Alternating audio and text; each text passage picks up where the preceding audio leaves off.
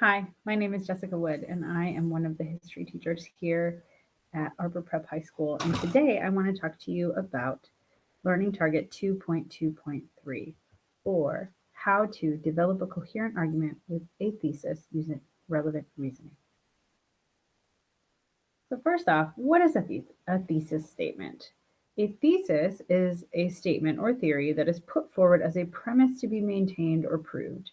This is as defined by Oxford Dictionary. So essentially, for our purposes, you can think of a thesis statement as a more complex version of the claim that you've already made somewhere on your assignment already. So what are the differences between a claim and a thesis? Well, in 2.2.1, where you make a claim, you're taking a clear stance in response to a prompt.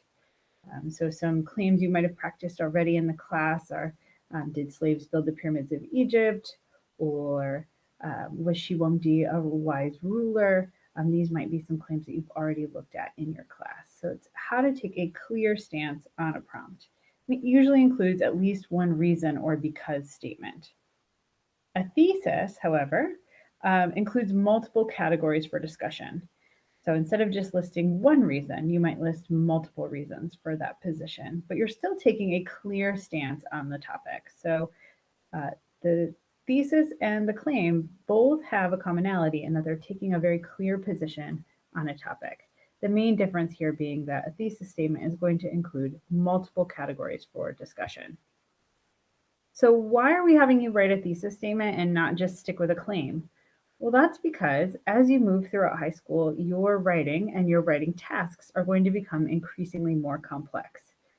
You'll be required to take advanced placement courses. Some of you may even be enrolled in college classes or in your school's early middle college program if you have one. And those courses are going to require you to show more forms of complex writing. And a thesis statement is a step toward preparing for those advanced classes that are awaiting you in as you progress through your high school career. They're required not only by AP classes and college classes, but often by the college board when you submit your writing sample for your SAT, for example. So that is why we are teaching you to write a thesis statement now instead of just having you work with your claim. There are two main ways that students earn credit for providing a thesis. One is that they expand on the reasons that they've already listed in their claim, and a second is to include their counterclaim in their thesis statement. Allow me to explain. So for starters, you can expand on the reasons in your claim. The earlier videos that you watched, the claim that you created was that Gen Z prefers face-to-face interactions because of its health benefits. So here we've taken a clear stance on the question of whether Gen Z prefers face-to-face or digital interactions, and we have at least one because statement here, its health benefits.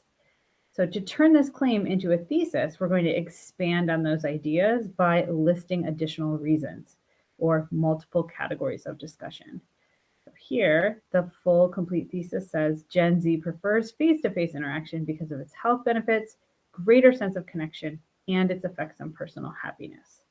So that takes this claim and turns it into a thesis statement, clearly giving a roadmap for the piece of writing that will follow.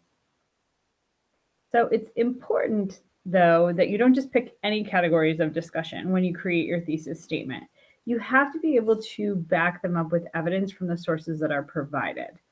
So that means you've already done some evidence searching in the 2.0 standards. You might need to find additional evidence to supplement your paragraph with for the 3.0, especially if you're going with expanding on the ideas already present in your claim. So that's something to keep in mind. Another way that you can earn credit for the thesis statement is to include a counterclaim. And so here's an example of what that might look like. So instead of starting off with our claim, we're going to start off with our counterclaim here. So while some Gen Zers prefer digital interactions, more prefer face-to-face interactions because of the many health benefits and greater sense of connection. So here, we've earned credit for our thesis statement by incorporating our counterclaim. So the counterclaim here is at the start, saying whilst it's true that some prefer digital interactions, it's even more so true that Gen Zers prefer face-to-face interactions because of their health benefits and the greater sense of connection. So starting with our counterclaim, ending with our claim. So how do we take that thesis statement and translate it into an argument that we can receive credit for? We're going to rely really heavily on the outline that you created in Learning Target 2.3.2. So you're going to take your claim, the evidence you found in the 2.0 standards, your counterclaim, and evidence that you found, as well as your outline to produce a piece of writing. So generally speaking, outlines in Learning Target 2.3.2 typically follow one of two formats. They start with your thesis.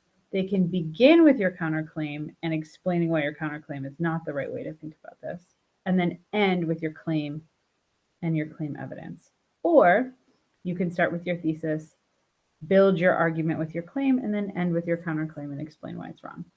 So in the example that I'm going to show you, I'm going to use this outline or this structure here on the left. I'm going to start with my counterclaim and refute it, and then end with my argument. I prefer to do it that way because I'm a debate coach. And in debate, you always refute the arguments of the other side and then build your own argument. So that's just a format that I am most comfortable with using, but there is no right answer here. You can use whichever one you feel most comfortable with. So here's an example of what this might look like. So I've highlighted here how we would earn credit for building an argument using our thesis statement. So I've started the paragraph off with the thesis statement.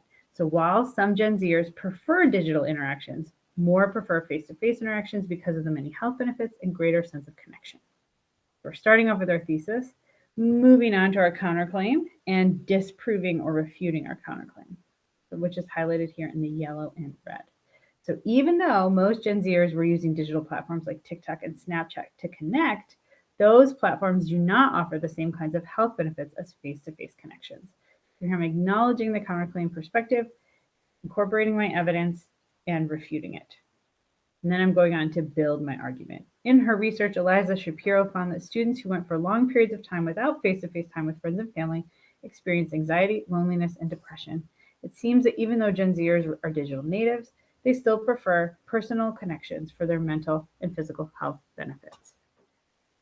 So that is how we earn credit for taking a thesis statement and building an argument using it.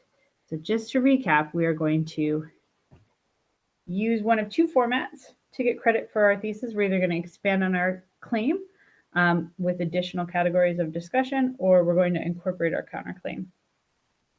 We're going to use the outline that we created in 2.3.2 to model our argument after that structure, where we are going to refute the counterclaim, either before or at the end of our paragraph. That is how you earn credit for 2.3.3. I hope you have a wonderful day. Thanks for watching.